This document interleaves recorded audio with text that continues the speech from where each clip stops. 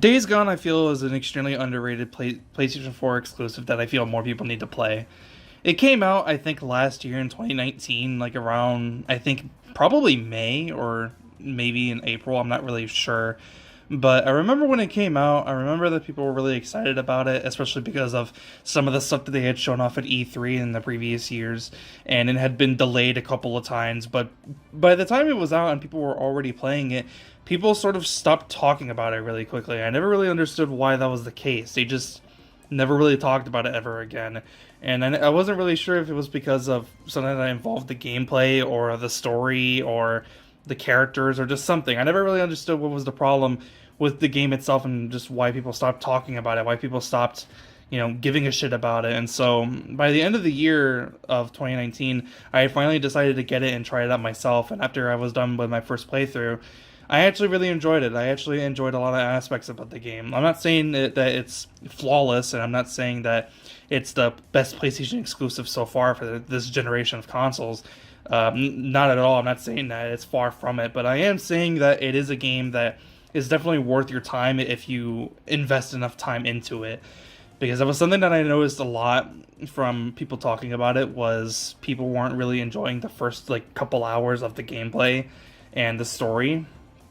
And yeah, I definitely understand that problem, because games like God of War and Spider-Man and other PlayStation exclusives, they immediately had a story and a gameplay loop that had enough to be able to offer that was immediately enthralling, that was immediately compelling, and just something that was, you know, it was something that people were able to do. It was something that people were willing to go ahead and do in terms of a gameplay loop. People were excited to do it. People were excited about the story, and Days Gone was sort of not really the same case. You kind of had to, I wouldn't say work more for it, because that's not exactly the case. That's not really even the best way to describe it. It just wasn't immediately enthralling and compelling for some people. But I feel like if you give the game a chance and you actually start playing it a little bit more, I think the game is definitely compelling. I think the gameplay loop is definitely fun enough to where it's not really boring. At times, maybe, yeah, I can get a little repetitive because of the shooting. The shooting isn't necessarily the best shooting in the world, but after a while of just dodging attacks from the zombie creatures of the game called freakers, I think you get used to the shooting after a while, because you can stealth around, you can stealth kill the freakers, so it's not really that big of a deal. You do have enough resources to your heart's content to be able to deal with these huge hordes of freakers, and I think that was the thing that people were really, really enthralled by the game itself when promotion material was released during E3, because there was that gameplay demo. I think it was probably in 2018 of Deacon St. John, the main character, of him taking on a whole horde of freakers in like a sawmill. And yeah, that was super cool, and stuff like that still exists throughout the entirety of the game. There are plenty of huge hordes that you can go after and completely just destroy with all the ammo that you have and all the Molotov cocktails and grenades that you have, and that's still super cool. But I think the reason I think the reason why certain people weren't really interested by that was because maybe it was on a much smaller scale than what it was originally shown off by. And I think some people don't really realize that when they showed it off at E3, that was solely for the focus of the fact that they really wanted to show off what the game is capable of and what they had envisioned in their minds. But to have it run on a console, they had to scale it down by a significant amount. And yeah, that's unfortunate, but I think it ends up working out better in the long run, because you have multiple different hordes and multiple different locations of the map that are able to be taken down at any point in the game, and eventually there is a quest line where you do have to go after all of them. I'm not exactly sure what you get from doing that as a reward for doing it, but I know that it is something that you can do at any point in the game if you really want to, and you get rewarded by getting a lot of experience by doing that. So, and you can also take the game automatically takes their ears and you can sell them for cash, which is actually very important. So I think the gameplay loop is entertaining enough to where it's not boring. At least it was for me. I especially loved driving around in a motorcycle that the player character is able to have, and you're able to customize it to your heart's content and make it look however the way that you want.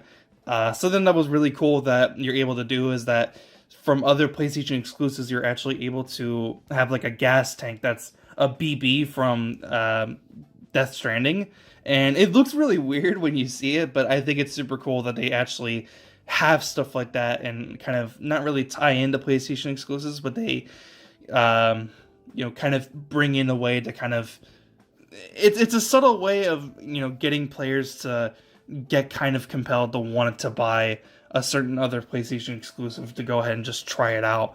Like if you really like the weirdness of the BB gas tank that you're able to put on your motorcycle, then maybe you can go ahead and try out the game if you like the weirdness of that, because Death Stranding is a pretty weird game. But I just thought that was a cool little neat thing they're able to do, and I think being able to customize the motorcycle itself is super cool. Just driving around, and it is really fun to just do. Driving around throughout the entirety of the map is just really entertaining, and it was pretty relaxing at times. And I think was definitely a fun mode of transportation that is different, and there was never really any good motorcycle games or like biker games that you're able to have. And especially during, nowadays, there's not really anything revolving around that. And I think having that was super cool. But, that's kind of like the main consistence of the gameplay. And I think the gameplay, like I said, is still fun enough to where if you give it time and you start getting, better guns and stuff to just be able to do whatever you need to do, I think the game is still fun enough, and it's still definitely way enjoyable. And I think the story, if you really, really, really give that a chance, the connection between Deacon St. John, the main character, with the other side characters that you meet throughout the entirety of the game, and his connection to his wife is very, very interesting. I think Deacon as a main character was definitely fun and enjoyable, and I think he's pretty relatable, especially in a scenario like that, where an entire pandemic just kind of took over the entirety of the world and kind of, tipped the waves of how people live in the society that they had to live in because of that pandemic. It's pretty reminiscent of the coronavirus, and even before the coronavirus ever even happened. I'm not saying like the coronavirus is going to cause such a scale as to that to happen, because obviously it hasn't happened, or at least not to the point where people are turning into like stuff like freakers. But I'm saying that it is pretty similar to that kind of idea, and I don't know, I just thought that was still pretty cool enough. But I think the story and the characters are definitely some of the strongest aspects of the game. I love the characters like Deacon St. John, his best friend Boomer, a couple of the other side characters that there are that you meet and you interact with more and more. And I just think Deacon's connection to his wife was something that just was extremely compelling, and you understand where he's coming from, and you understand why he is the way that he is when you end up figuring out what ended up happening to her, and as the game progresses on further and further, and what he's willing to try to do to get to the point of figuring out whether or not she's even alive or not. Because at a certain point he ends up believing that she is, but at another point you end up finding out that maybe she isn't, and you end up questioning whether or not she is or not.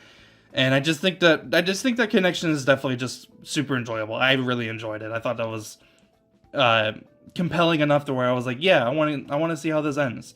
And I think if you give it a chance and you actually start, playing it more, it'll definitely be something that you want to be captivated by. And maybe some people will be very captivated by if you just play it. And especially just nowadays when people need something to play, because next month is Last of Us 2, and people are really excited about that, even despite the leaks that are coming out.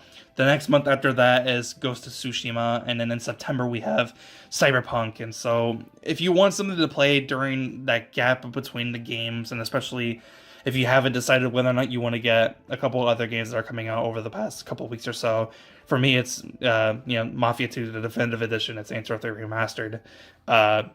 It's just something to do. It's something that is a second chance worthy enough to where if you give it a chance, if you play it, if you give it the extended time placement of when you think that it will I don't know what I'm trying to fucking say. What I'm saying is that you should give it another chance. It's good, it's fun, it's enjoyable. The story is compelling enough to where you're not tired of watching the characters do whatever the hell. And I think the gameplay is still fun enough, and going after the hordes themselves are still insanely fun to do. I think going after and wiping out an entire horde of freakers is really cool, and just the whole pandemic itself, the whole disease of the freakers and what caused them is actually different enough than any other zombie pandemic disease that's ever been done before. It's different enough to where I think it's actually a lot more compelling and more interesting than any other disease like that before. So give it a chance, give the game a chance. It's a lot of fun, it's super enjoyable. I think Deacon is a very enjoyable character, and if you just play it and you give it the time that it deserves, then I think you'll have enough fun with the game itself too. It's a survival game, so if you're not really into survival games like to that extent, I guess don't play it. But I still recommend that you give it a chance on a smaller scale, like watching a playthrough maybe.